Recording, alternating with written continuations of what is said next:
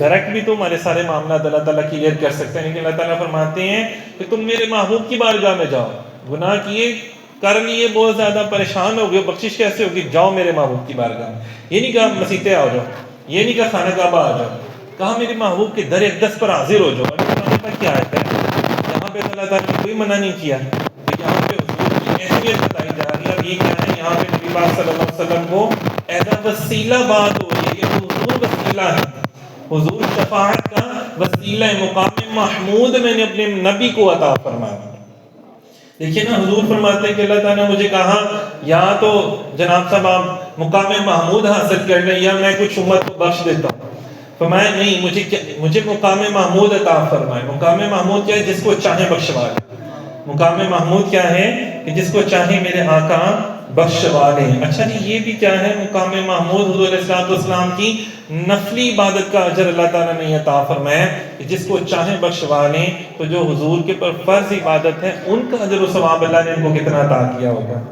تو اچھا، یہ ایک چیز ہو گئی شرعی لغوی معنی، توسل کا وسیلے کا شرعی معنی اور مقام محمود۔ پھر قربت الہی، قال فبعزتک۔ اچھا جی، یہاں پہ شیطان کے والے سے بات کی جاتی، تیری عزت کی قسم میں تیرے بندوں کو بھٹکاؤں گا، لیکن قرآن پاک کے مطابق وہ کبھی بھی اللہ کے مقرب بندوں کو گمراہ نہیں کر سکے گا۔ کیوں مقرب کیسے بنے؟ کہ ان کو اللہ کا قرب عطا ہو گیا۔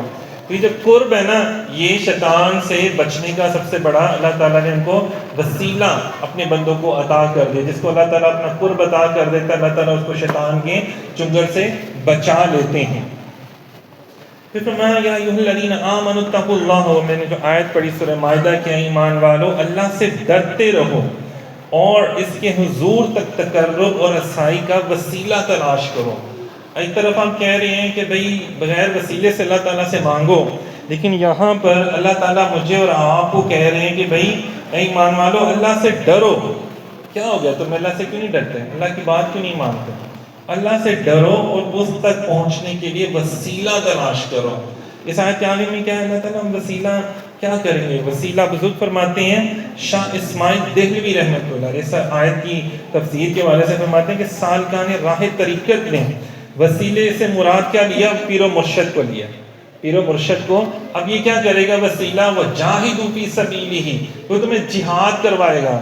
قد افلح من تزکا ویزکیہم ویعلمہم الکتاب والحکمہ ویزکیہم، مطلب وہ دیکھیں کہ تمہیں تزکیہ نفس کروائے گا، تمہیں مجاہدہ ریاضت کروائے گا، تو مولا کیا ہوگا؟ لعلکم تفلحون، تم پھر کامیابی پا جاؤ گے، کامیابی تمہارا۔ مطلب دیکھیں کہ وسیلے سے ہمیں کامیابی مل رہی ہے، حضور کے وسیلے سے، پیر و مرشد کے وسیلے سے اللہ تعالیٰ خود فرما رہے ہیں کہ میں تمہیں کامیابی عطا کر رہا ہوں، میں تمہیں رحمتیں برکتیں عطا کر رہا ہوں، تمہیں شفاعت عطا کر رہا ہوں۔ اور آج لوگ ہمیں کیا کہتے ہیں؟ اور نہیں جی نہیں، وسیلہ نہیں لینا۔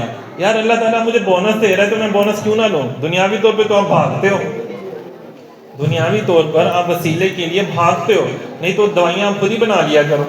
ایسے ہی ہے نا، کپڑے آپ خود ہی کپاس سے بنا لیا کرو۔ جب کسان ہمارے لیے وسیلہ ہے، ماں باپ ہمارے لیے وسیلہ ہے، استاد ہمارے لیے وسیلہ ہے، تو یار اتنی بڑی کائنات کے خالق کے پاس ہمیں نہیں چلے جائیں گے؟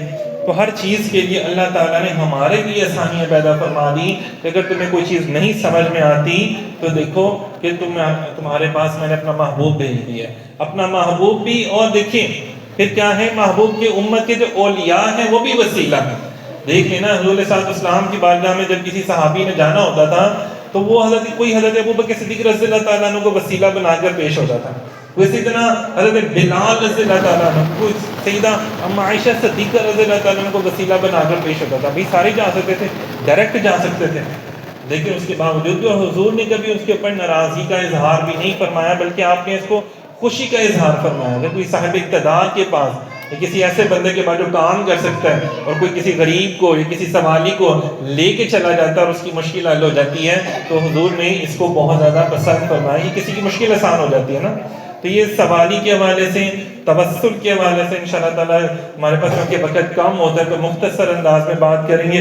آگے انشاءاللہ تعالیٰ اس حوالے سے بات ہوگی کہ توسل کی اقسام کیا کیا ہیں، لفظی اور نفسی، اس طرح اور بھی بے شمار اس کی اقسام ہیں۔ پھر استغاثہ کے حوالے سے ندا کیسے ہم کریں، تو سرکار ہماری مدد فرماتے ہیں، کہتے ہیں یا محمد۔ آپ کو پتہ ہے جنگ یمامہ جب ہوئی تو وہ لوگ بھی نبی کا نعرہ لگاتے، نعرہ تکبیر لگاتے تھے، اللہ اکبر۔ یہ جو نہیں تھے مسلمہ کذاب والے، یہ لوگ بھی جنہوں نے جھوٹی نبوت کا دعویٰ کیا تھا، تو یہاں پہ جب آئے تو حضرت ابوبکر صدیق رضی اللہ تعالیٰ عنہ سے عرض کیا حضور وہ بھی نعرہ تکبیر لگاتے، ہم بھی نعرہ تکبیر، فرمایا تم یا محمد کا نعرہ لگاؤ، تم یا محمد کا نعرہ لگاؤ۔ تو حضرت خالد بن ولید رضی اللہ تعالیٰ عنہ یا محمد کا نعرہ لگایا کہ یا رسول اللہ، اے اللہ کے بھی آپ ہماری مدد فرمائیں، اے اللہ کے صحابہ کرام کا یہ نعرہ ہے، اور وہ تب حضور صلی اللہ علیہ وسلم کا وصال بھی ہو چکا ہوا، اور پھر بھی وہ ندا کر رہے ہیں کہ یا رسول اللہ آپ ہماری مدد فرمائیں، آپ ہماری مدد فرمائیں، اور پھر اللہ تعالیٰ نے ان کی مدد بھی فرمائی۔ اسی طرح اور بھی ماشاءاللہ بے شمار گفتگو ہے، لیکن تھوڑا سا وقت ہمارا ہے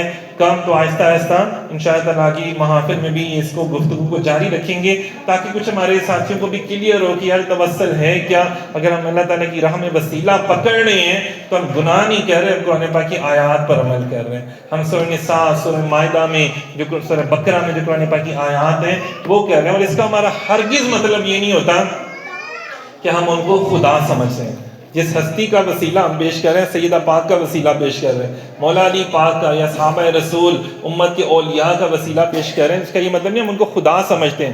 اس کا مطلب یہ ہے کہ ہم ان کو اللہ کے کریم سمجھتے ہیں، ہم ان کو اللہ کا پسندیدہ سمجھتے ہیں کہ اللہ ان سے محبت رکھتا ہے۔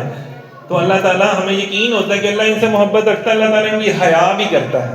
اللہ تعالیٰ کہتے ہیں نا تیرا نہیں تیرے سائیں دا منہ ماردا ہے، تو ہمارا نہیں، ہمارے سائیں تو ہمارے نبی ہیں نا، ہمارے سائیں جو ہیں وہ ہمارے نبی ہیں، ہمارے سروں کے تاج ہمارے نبی ہیں۔